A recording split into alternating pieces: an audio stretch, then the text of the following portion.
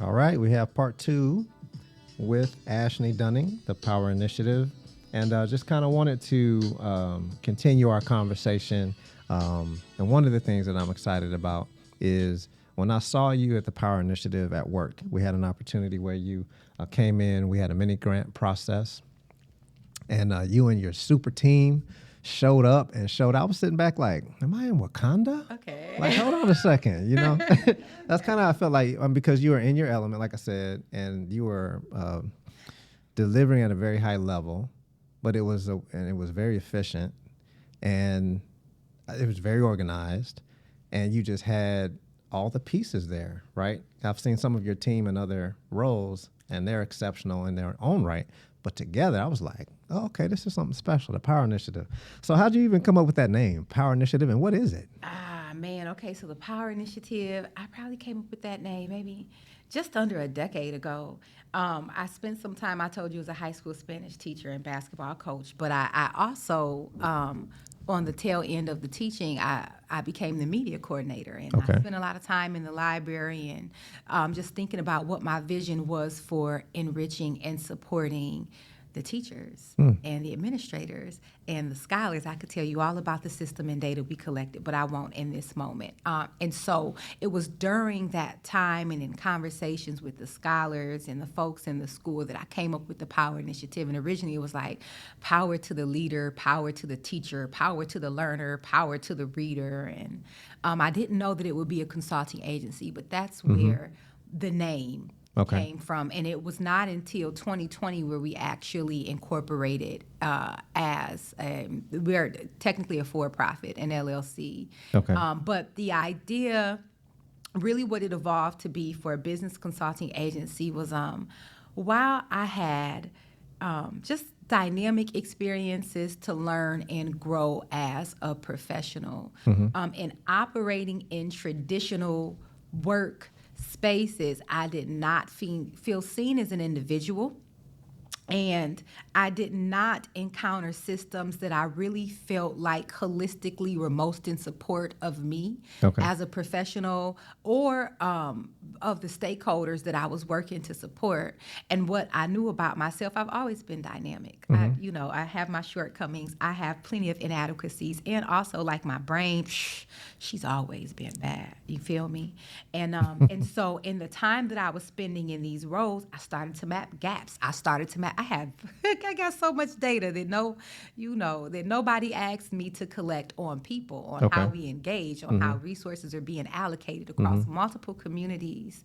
And I realized that if I wanted to be able to move how I wanted to move, if I wanted to be able to curate dynamic, safe spaces for people to engage in community work and be paid well for doing it, I would have to create it. Yeah. And a social profit agency that engages in strategic projects, programs, and services that support communities to identify gaps and facilitate solutions. And you definitely do that. And Thank you. The autonomy to be able to have your own business means that you're really only beholden to your values and your standard. Yes.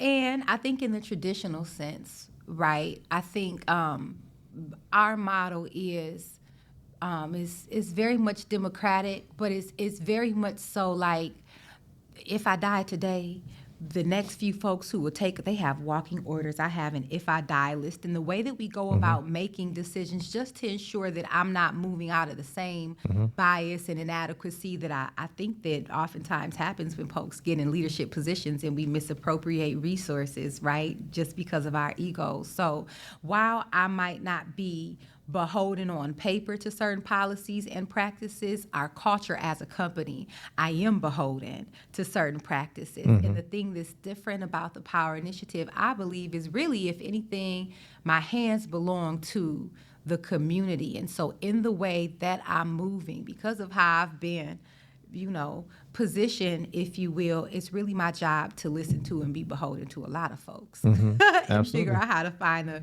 navigate the middle ground. Yeah. And I know being people-centered and having that approach to building community and capacity is like a core value that you have? Because often in our conversations, you're like, well, I just want to make sure that I'm on target, that the people who need these resources are getting it. Period. It's like, just tell me a little bit more about being people-centered.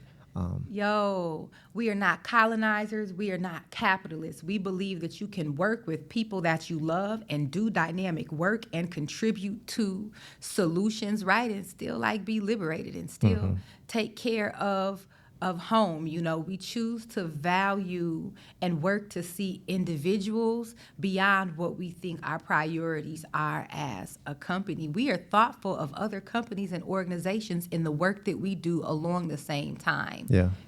And so when I say people-centered, that was your question, right?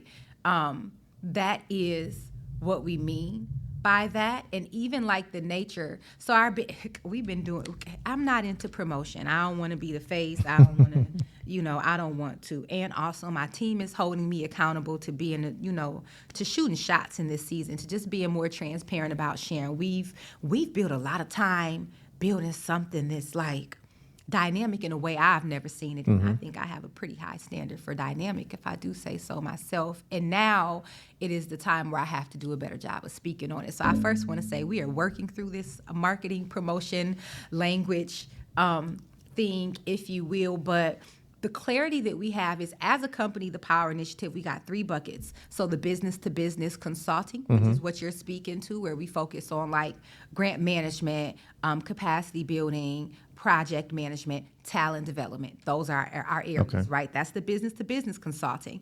And bucket number 2, we're looking at community engagement. There is a bucket of our business that's solely dedicated to volunteering. Our team members are showing up in spaces where we're not charging folks. We're not trying to get you, we're not salesmen. What we do speaks for itself, We showing up, lending our hands, making sure we good in the hood and the boardroom. Boots on the ground, understanding what the needs are, what the interests are. Community engagement, volunteering is literally a bucket of our business. How many for-profit companies do you know that do that, and not as a means of promotion, but as a means to genuinely be the change we wish to see, right?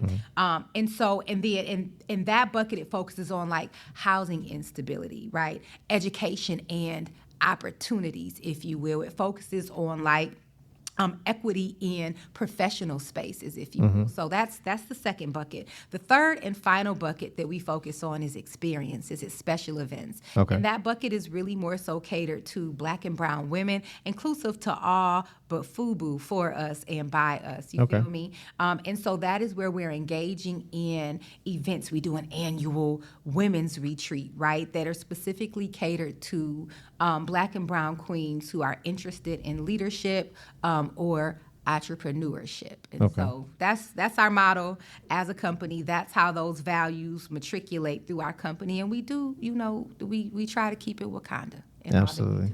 Yeah, and the last thing I know that you're very intentional on is being intergenerational with that leadership.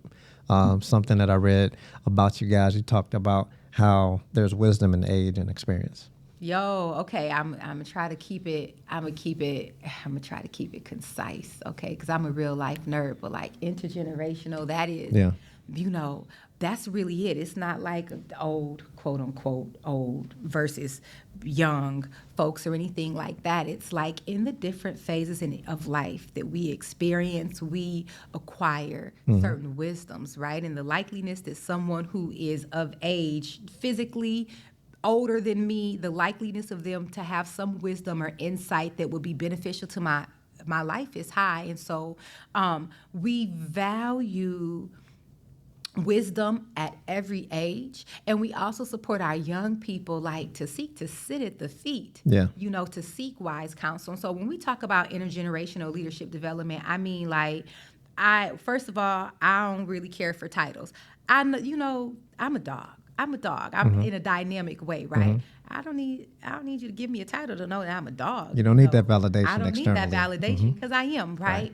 And also, I realize people need that. And so what I'm always doing is working myself out of a job. I literally have people in place. If I drop dead right now, the business will continue. Yeah. And there are systems in place. And so what I'll offer, there's so much I can say about this intergenerational leadership development piece, but it's really like curating teams and pods of folks all across the age spectrum, if you will, and intentionally, as we are planning for sustainability in our company, knowing exactly who it is, making sure that they have the skill set, and making sure that they're prepared to work to whomever their teammates will be. I have 2 apprentices, okay, and they are absolutely dynamic. It has been my privilege. And my first apprentice, when I had the idea for the Power Initiative, and also to invite her to be my apprentice, I'm like, I got this idea.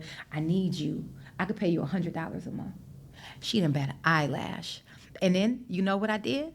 I raised the money to afford her to quit her job. And I was able to start her at $60,000 plus some years later, after she started with me at $100 a month. Right. She stuck with me as an apprentice for 3 years, and now she's a dog, and she's a director in our company. And when I say dog, y'all, I mean like really good at what she does, okay? A little phonics for you.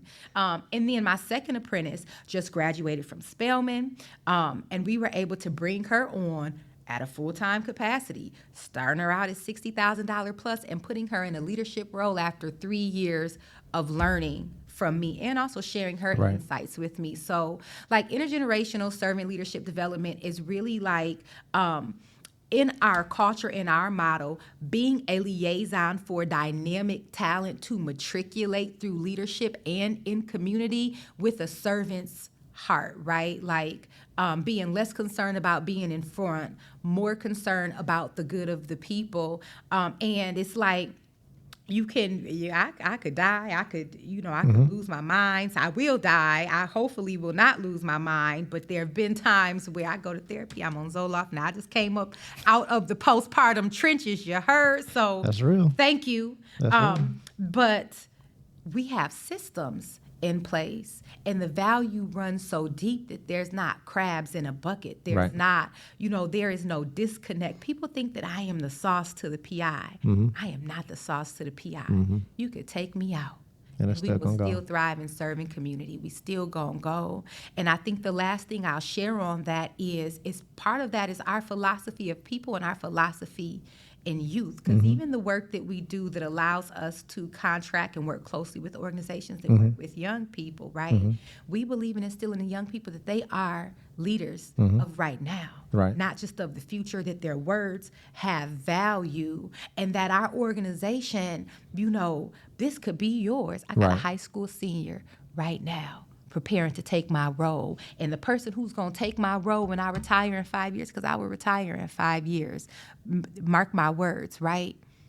They know that the next person that they give that role to is currently a high school senior. Now, she could change her mind. We're not oppressive. We will support her, but how many companies can say that?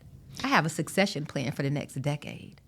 So you said a lot. And one of the things that I'm excited about is we get to bring a lot of that wisdom and experience and just the way you're approaching and validating all the good work that's going on. We have a mini grant program that we ran, Flint ReCAST, where we had, 17 phenomenal, even more than that, but we had 17 organizations that were awarded up to $25,000 to continue the work that they were able to do, right? Because I believe many hands make light work. But one of the things that was so exciting is part of receiving the financial support was they get to tap into the Power Initiative to kind of help with some of those systems, some of that sustainability, some of those questions. Hey, how can I get better? How can we identify some apprentices and put those things in place? Because since I've been working, here in the city of Flint, one of the things that I see is right when you get into providing good information, sometimes you have, I forgot the word, it's charity fatigue, right? People come and they want to serve so much, but they're just looking to get, take. People know that. People not stupid, right? And so like, what do you need? What do you want? No, I don't want to do another survey. No, I don't want, you know what I mean? But by the time you actually share with them, like, no, I'm here for real. I'm showing up for real. I want to make an impact for real. And then you've been around consistently long enough that they begin to have that trust. Oftentimes the funding stops and you have intentional injury, which is just reopening the womb. So I'm excited that we get to focus on some of this stuff, leveraging, the tools and systems with the Power Initiative to help. And I'm really excited about what we're able to do. Thank you for sharing with us. And like I said, we're going to have you back again. We're going to have you back again. Noted in pen. Thank you for having me. Anything coming up that you want people to know, or how they can reach you, or anything like that? You know what? I'm sure there's a lot that I could say, but for the sake of not saying too much more, www.thepowerinitiative.org will connect you to us and to what you need to know. Absolutely. You can always reach out to us as well at recast@flint.org. I'm Robert Reed, and this is Talk About It Tuesdays with Flint ReCAST.